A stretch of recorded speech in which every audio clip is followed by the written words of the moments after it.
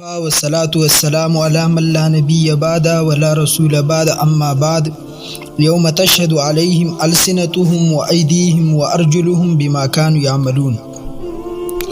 درس آداب درشم نمبر زمون ایسادا د سوشل میډیا متعلق آدابو. کم قرآنی آیات چې ما د دې د پاره ولوستو په مابین کې زه د دې وضاحت کوم او پوهولو کوشش به ان شاء الله العزیز کوم. زب په دمه انداز کې د دې د پاره استاد محترم متکلم اسلام و آداب ذکر کړل دي او زلس آداب د دې د پاره ذکر کوم. درې داسې آداب دي چې داغي متعلق زمونږ خلکو تپوس کړل، موږ په سوشل میډیا داغي جواب نه دی ورکړی او داغي وجه اصل کې دا ده چې د نن سبا دور هغه د حسد بغض کینې نه دومره زیات شوی دی چې که داغي جواب ته ورکړي قانون ستا په خلاف پروپاګاندا کیږي. خو د قرآن مطابق لا یخافون لومة لائم د عباد الرحمن د الله د بندګانو صفات دادي چې د ملامت کون کې د ملامتیان نه یریږي. نو داغي جواب هم زه درکم. قرآن آیات علما په دی وجه باندې ولوستو چې زمونږ دین الحمدلله دا د قیامت پوری دین دی او د قیامت پوری احکامات الله جل جلاله په قرآن کې ذکر کړل دي. قرآن قاعده ذکر کړل دي او الله موږ ته عقل را کړل دي او د عقل په بنیاد باندې کومه عقل استعمال کو معرف الحدیث کی مولانا منظور احمد نعمانی صاحب دامت برکاتهم العالیه لیکل دي چې بیا انسان د فرشتو مرتبه ترسي بلکې د دینم په اوچته مرتبه زی او که شهوات استعمال کی د زلرایګانی استعمال کی نفس چې ورته سوی په دې کارونو پس انسان روان شي نو بیا د حیواناتو نم بدتر کیږي. نو دا آداب خپل ذهن تاچیل پکار دي ځکه د دې وخت ضرورت خلک وي سوشل میډیا ده. نو علماو چې کوم آداب ذکر کړل دي زاول هغه ذکر کوم په تفصیل سره. نمبر 1 سوشل میډیا چې کله ته استعمالې د خپل مقصد تعیین وکا. ستاسو سوشل میډیا د استعمال نه غرض څه دی؟ بزنسمنی د بزنس د مقصد د فاره د کاروبار متعلق ته معلومات حاصلې دي د پاره ته سوشل میډیا استعمالې کاروبار دی غټه په دې باندې کاروبار کې اول ته د خپل مقصد تعیین په دې باندې وکا. ته طالب العلم ستا مقصد دا دی چې ته په دې باندې په خپل کارونو کې مهارت حاصل کړې، ته د یو شی طلب کې پیشه فدی کې زده کې دې طرف ته توجه وکړه، د دین لیکچر زاوري دات زده کې د دې تعیین توکم. یا یو انسان ته او په یو موضوع باندې تحقیق کې په یو موضوع باندې لګیای داغه د افرادونه داغه تحقیق کې یا د محققینو دغه تحقیق نه ته استفاده کې. مثال په تور یو ټیلر دی چونکه زه په خپل باندې ماته ټیلری یاد ده او کټای پدې کې استاد نه خې تر اخر وخت پوري دا شاګرد نه دی دای رامنی کړی ټیلران نه د دې په باره کې ز اکثر اوقات کې خبره کوم خبران نشي. ټیلر سره نه دی په رمضان المبارک کې خلک نیکی جمع کوي. تاسو په روایت اوریدلې چې په عام ورځو کې په یو لفظ د قرآن په تلاوت الله جل جلاله لس نیکی ورکي او په رمضان المبارک کې د وینه والا تر 200 پوری ورکي. خدا ظالمان پکې تراوی نه کوي، دیو ناستی او بس دغه کټایانی د شپې کې او د ورځې ګندل کې د شپې کټایانی کې د ورځې ګندل کې. وګوره استادی د شاګرد نه مخ داسې اړولې کنه لکه خپچتی بیخي چې خچي ورساو ماشومان د لفظ ذکر کوي وجه سي استادی کټای کو خو ته خو بیا د سړې لاړ و خو ته کاریګرای نو استاد شو بیا وزن له دکان کوي کنه. نو کته ټیلری او ته چې ز په لګ وخت کې کټای مثال په تور زده کم نو ته صرف د خپل مقصد وګڼه. سوشل میډیا لته ټیم د امور کو چې شپه ورځ ته دې ته پروتي بس کټای دا مثال په تور 30 منټ ویډیو په دیوان کټای والا یوټیوب ته مثال په تور خېجول نو 30 منټ دا وګوره خپل ټیم په دې مزای کو باقی ټیم تراواله په دې کټای باندې تجربه کو خپل کټای زده کو دا تمایو کلیه وخوده. مثال په تور باندې ته کارکون د علماي کرامو یې نو ته د علماي کرامو بیانات ته خلق متوجه کا او ته د علماي کرامو کلیفونه رااله ورانولو کوشش مکوا چې ته دا غین لطیفه صرف راوالی ځکه علما خو چې چېرته بیان کوي، مثال زه په خپل مسجد کې د جمعې په ورځ باندې بیان کوم تاسو ته، نو زه به 50 منټ بیان کوم، 30 منټ 20 منټ، په هغې کې زه د خلکو د بور کېدو نه د بچاو دپاره 2 منټه مثال په طور د موضوع متعلق یو مذاقي خبره وکړم، ته صرف راوالي نور بیان کاټ کې.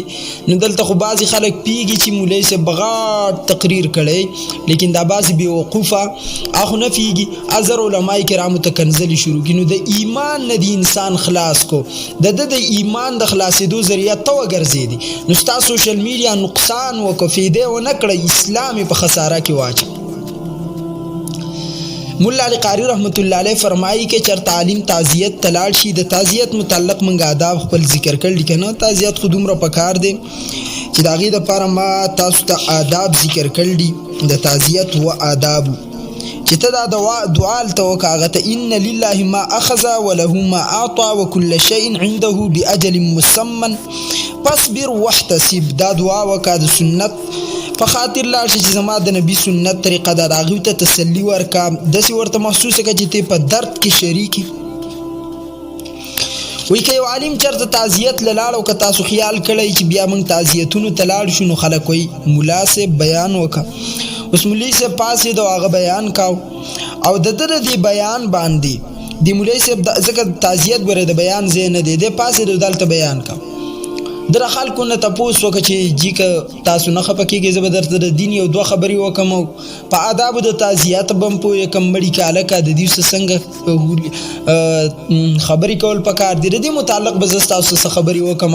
په دې بنیاد باندې مولوي صاحب پاسېدو، خلکو ویل وکړه ډېره ښه ده. مولوي صاحب بیان وکړو، اجر دواړو طرف ته حاصل شو.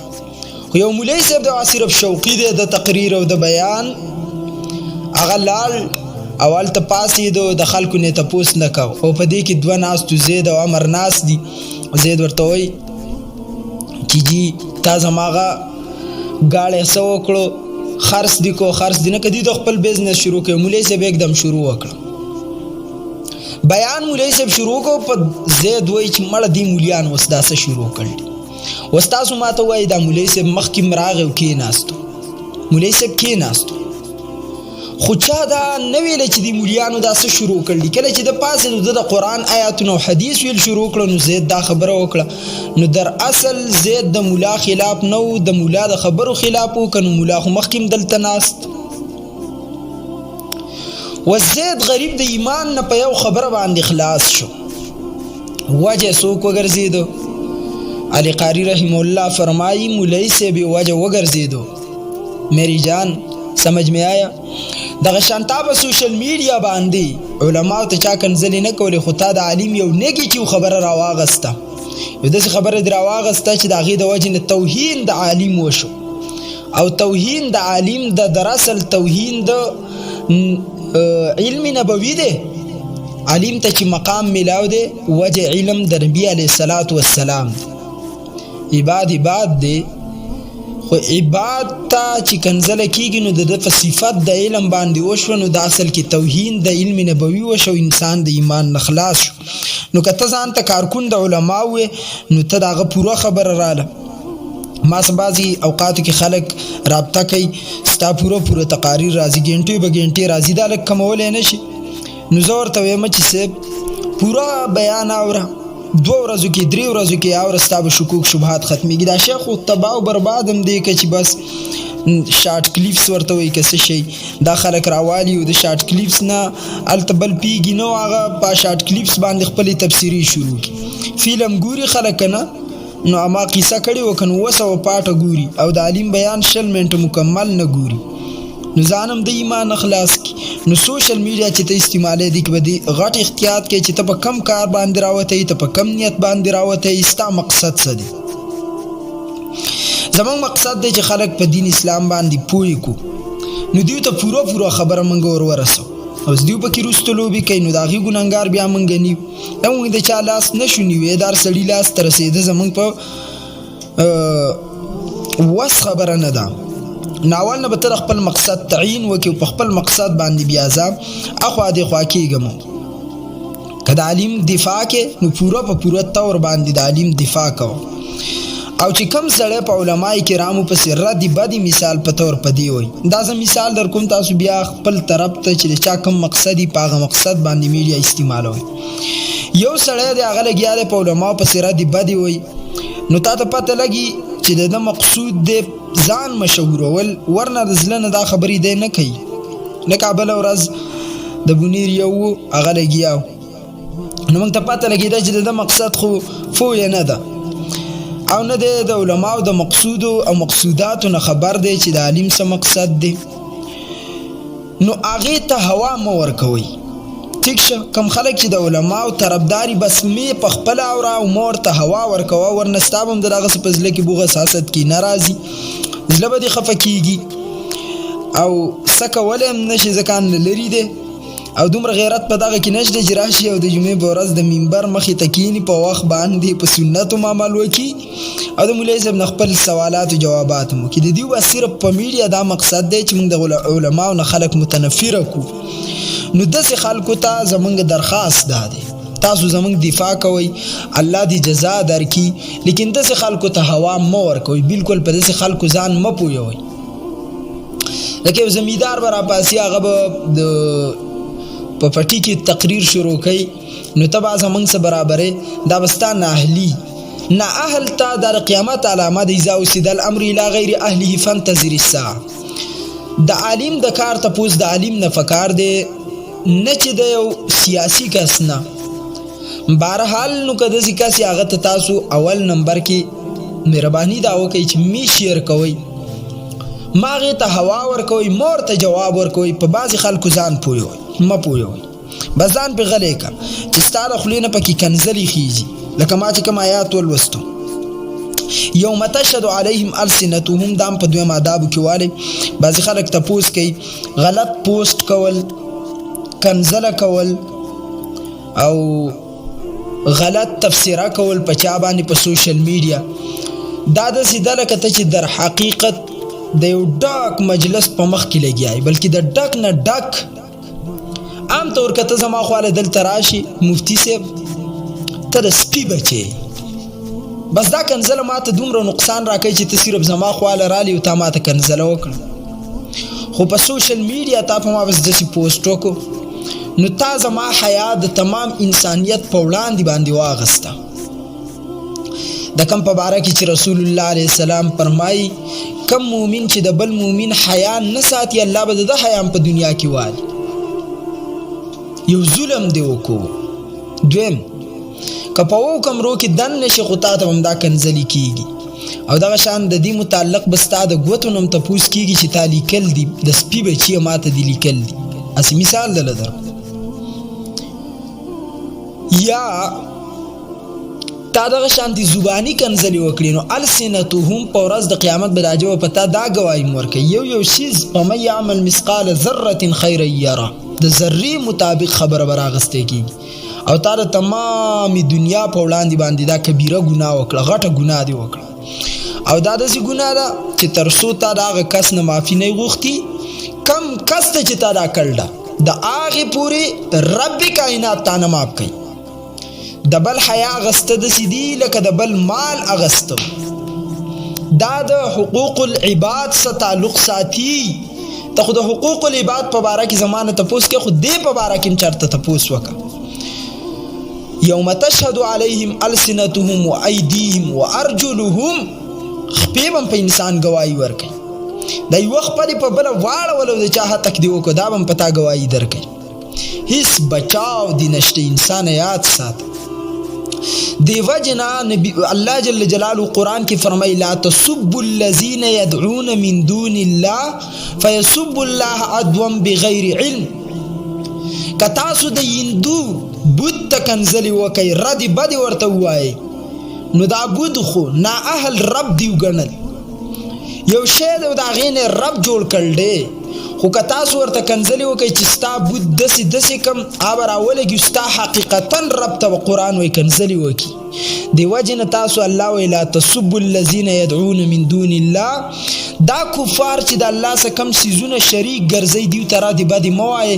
هسې نه چې دا بېوقوفه بغیر د علم نه راولګي ستا الله ته کنځلې وکړي. بغیر د علم نه راولګي. نو چې کله د کافر بت ته کنځلو اجازت نشته، د کافر علماو ته د کنځلو اجازت نشته. تا ته د قرآن مطابق که تا هغه ته کنځلې کوي، به ستا خو علماو ته کنځلې کوي، ستا دیني رهنماو ته به کنځلې کوي. ځکه رسول الله وفرمایل خپل مور او پلار ته کنځلې مه کوئ.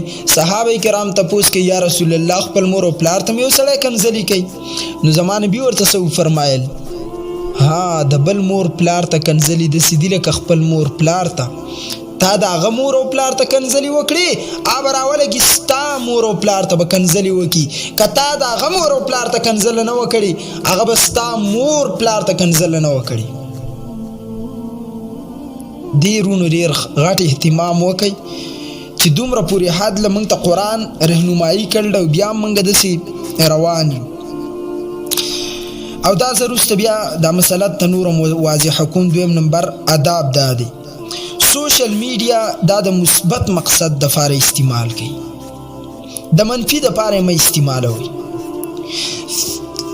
سوشل میډیا چې ته استعمالې پالتو بکواسات پې مه کوه. ما درته څه ووي چې ستا یو مقصد دی، په هغه مقصد دپاره استعمالوه، د هغې نه هټ کر دې شي ته ټیم مه ورکوه.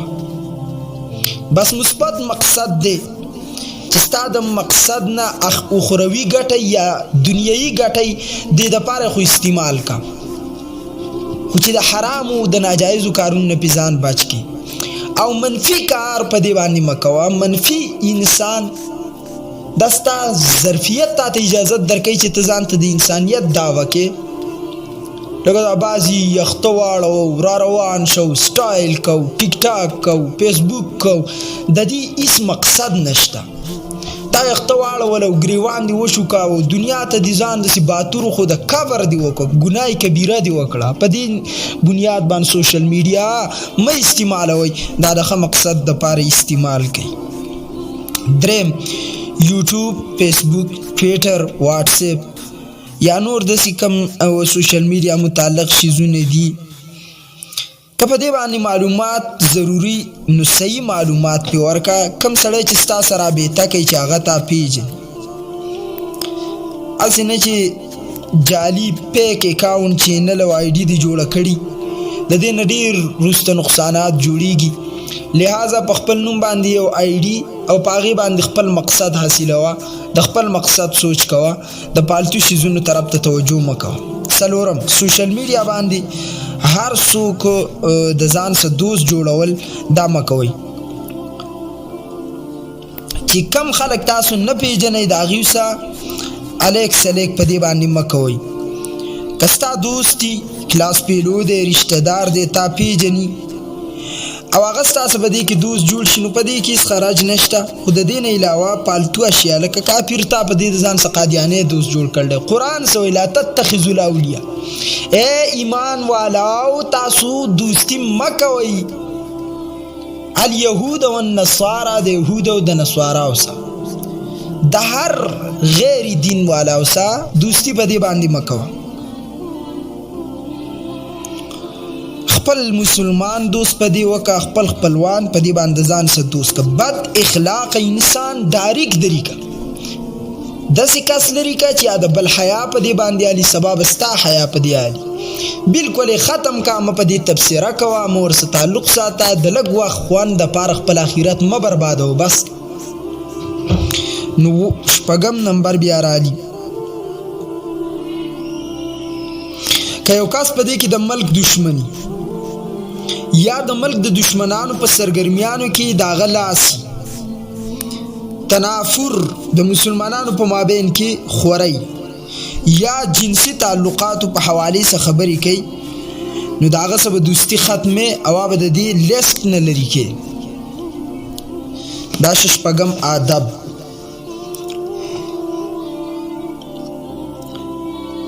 نو د ملک او د دین او د انسان د جسم متعلق چې کم سړی تنافر خوري، منفرت، منفي سوچ او دا په نظر کې راچي، د دې سره تعلقات نه جوړي، د دې اجازت د قرآن مطابق تا ته نشته او د حدیث مطابق هم تا ته نشته.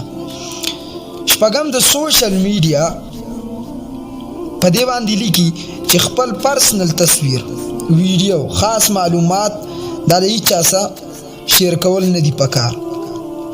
مثال په تور باندې دې کې اوس دا ګندم راغلی چې د جینۍ په نوم باندې تا ته د نکاح پیغام را لیږي، بیا فحاشۍ طرف ته ستا میلان راولي، نو د دې نه به ځان لرې ساتي. دې ته خپل اصل تحقیق نه بلکې بره ادابو کې دا ذکر شو چې د داسې خلکو څخه بالکل اول راتلل نه دي پکار. تعلق لري خبره ده، د داسې خلکو سره دوستي لګول نه دي پکار، د ځان څخه په دې پلیټ فارم باندې پرېښوده د سره نه دي پکار. او اتم نمبر د بل انسان چې کومه پرایویسي د هغې خیال ساتل، د چا څه خبره معلومات دا ستا سره دي نو هم د بل څه شیر کول دا نه دي پکار. یا د خپل ځان د شهرت دپاره د نورو عزت نیلام کول، په دې دنیا کې به دې رب ذلیله کوي او په آخرت کې دا خیال ونه کړي چې دا یو شیز دی او زه استعمالوم، دې به زما نه تپوس نه کېږي. ما مخکې ویلی چې د ذرې ذرې تپوس کېږي، دې به هم ستا نه تپوس کېږي. لکه زه تاسو ته اصل کې مثال درکم، د چا د خور راوستل، مثال هغه د جمعې په ورځ په مسجد کې د خلکو مخې ته ودرول، تا به ژوندی پرېږدي؟ په دې پلیټ فارم باندې د هغې تصویران، د هغې متعلق خبرې شیر کول، دا به ته هم دنیا کې جګړه جوړه کړي، هم به د آخرت کې تباه و برباد. آخرت خو دې تباه و برباد دی، خو دنیا کې به هم ځان تباه و برباد کړي. نو وایي د چا په فیملی باندې، د چا په پرایویټ معلوماتو باندې پوسټونه کول دا نه دي پکار.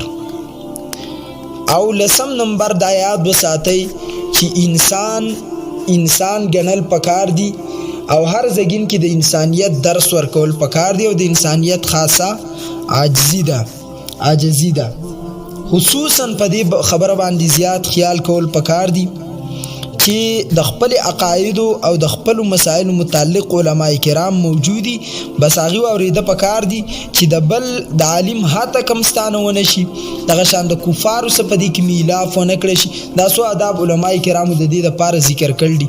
الله جل جلاله دې موږ په صحیح دین باندې بوزي. وصلی الله